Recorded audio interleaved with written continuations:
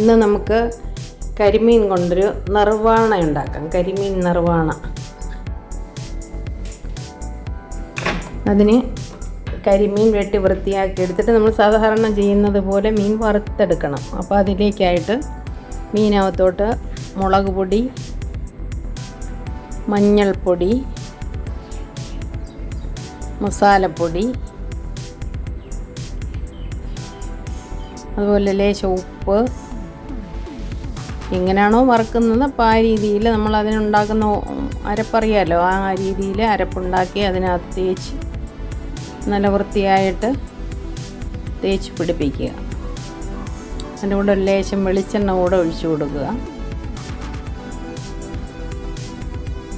Chef പിള്ളയുടെ കരിമീൻ നിർവാണ കണ്ട കാലം തൊട്ടേ ഒന്നും ചെയ്ത് നോക്കണമെന്നുണ്ടായിരുന്നു. ഇപ്പോഴാണ് അത് സൗകര്യപ്പെട്ടത്. നിങ്ങളൊക്കെ ഒന്ന് ചെയ്ത് നോക്കണേ, നല്ല ടേസ്റ്റാണത്. നമ്മൾ വലിയ ഹോട്ടലിലൊക്കെ പോയി വലിയ വില കൊടുത്തല്ലേ ഇതൊക്കെ കഴിക്കും.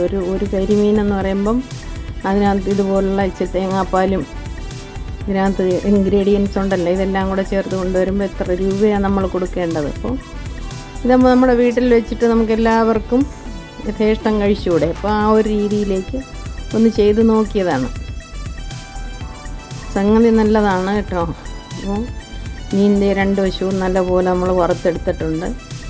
ഇനിയാണ് അതിൻ്റെ പരിചയം അത് ചെയ്യുന്നത്. അപ്പം ഒരു ചട്ടി എടുത്ത് അടുപ്പിൽ വെച്ചിട്ട് ഒരു വാഴല, ഇച്ചിരി വലിപ്പമുള്ളൊരു വാഴല എടുത്ത് ഒരു പകുതി ഭാഗത്തോളം നമ്മൾ ഈ മീനൊക്കെ എടുത്ത് വയ്ക്കാനായിട്ടൊക്കെ അതിനകത്തോട്ടേക്ക് വയ്ക്കണം.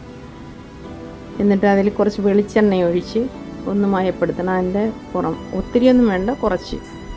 നമ്മൾ എല്ലാ പാചകത്തിനും വെളിച്ചെണ്ണയാണ് ഉപയോഗിക്കുന്നത്. നിങ്ങളുടെ ഇഷ്ടത്തിന് നിങ്ങൾക്ക് എന്താണോ ടേസ്റ്റായിട്ട് തോന്നുന്നു അത് ഉപയോഗിക്കുന്നതിന് കുഴപ്പമില്ല. അപ്പോൾ എണ്ണ ഒരിച്ചിട്ട് തൂവി കൊടുക്കുക. അതിനുശേഷം നമ്മൾ ആ വറുത്ത് വെച്ച മീനുണ്ടല്ലോ, കരിമീനോ നെയ്മീനോ ചൂരയോ എന്താണെന്ന് വെച്ചാലും ഏത് മീനാണേലും കുഴപ്പമില്ല. ഇതിപ്പോൾ കരിമീനാണ് ഇതിന് ചെയ്തിട്ടുള്ളത്. അപ്പോൾ അത് നോക്കിയാണൊന്ന് ചെയ്തത്. കരിമീനായതുകൊണ്ട് അപ്പോൾ കരിമീൻ വറുത്ത് അങ്ങോട്ട് വെച്ച് അടുക്കി നല്ല വൃത്തിയായിട്ട് പുറത്ത് ഇങ്ങനെ വെക്കണം. അതായത് നമ്മളിതിനകത്തൊരു തേങ്ങാപ്പാലൊഴിക്കും. അപ്പോൾ ആ പാലിൽ ഇവർ മുങ്ങിക്കിടക്കുന്ന രീതി. അപ്പോൾ ദൂരെ ഇരുന്നാൽ ബുദ്ധിമുട്ട്. അപ്പോൾ ഒന്ന് അടുപ്പിച്ച് ഉള്ള മീനെല്ലാം കൂടെ നമ്മളിങ്ങനെ എടുത്ത് അടുക്കി വയ്ക്കുക. അതിനുശേഷം നല്ല കുറുകിയ തേങ്ങാപ്പാൽ ഒരു അരമുറി തേങ്ങയോളം നമ്മൾ പിഴിഞ്ഞ് മിക്സിയിലൊക്കെ ഇട്ട് അടിച്ച് വൃത്തിയായിട്ട് അരിച്ചെടുത്ത ഒന്നാം പാൽ, ഒരു ലേശം വെള്ളമൊക്കെ ഒഴിച്ചിട്ട് ആട്ടിയാലും കുഴപ്പമില്ല. എന്നാലും കുറുകിയിരുന്നാൽ അത്രയും നല്ലത്. അതിതിൻ്റെ പുറത്തേക്കെല്ലാം നല്ലപോലെ ഒഴിച്ചു കൊടുക്കുക. അതിനുശേഷം ഇതിൻ്റെ പുറത്തേക്ക് നമ്മൾ ചെറുതായിട്ട് കുറച്ച് സാധനങ്ങൾ അരിഞ്ഞു വെച്ചിട്ടുണ്ട്. കൊച്ചുള്ളി, അതുപോലെ ഇഞ്ചി, അതുപോലെ പച്ചമുളക്, കറിവേപ്പില, ഇതെല്ലാം കുറേശ്ശെയായിട്ട് അതിൻ്റെ പുറത്തേക്ക് ഇങ്ങനെ തൂവി കൊടുക്കുക. ഇഞ്ചി, ഉള്ളി, കറിവേപ്പില, പച്ചമുളക്, കൂടാതെ കുറച്ച് മാങ്ങായുടെ പീസ് വളരെ ചെറുതായിട്ടൊരു ലേശം അതും കൂടെ ഒന്ന് ഇട്ട് കൊടുക്കുക. എന്നിട്ട് ആ ഇല അടച്ചു വെച്ചിട്ട് ഒരു 10 മിനിറ്റ് ഒന്നുകൂടെ വേവിക്കുമ്പോൾ നമ്മുടെ നിർവാണ റെഡിയായി. എല്ലാവരും ഒന്ന് ചെയ്ത് നോക്കണേ. ചെയ്ത് നോക്കി നല്ല ടേസ്റ്റാണ്. ഒരിക്കലും തെറ്റ് പറയാൻ പറ്റില്ല, അത്രയ്ക്കും നല്ലതാണ്. നല്ലൊരു ഡിഷാണ്. അപ്പം അത് ചെയ്തെല്ലാവരും നോക്കി അഭിപ്രായം വന്ന് കമൻറ്റ് ചെയ്യണേ.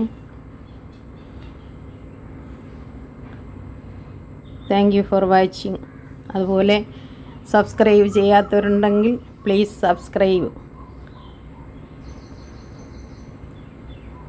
Comment, like, share.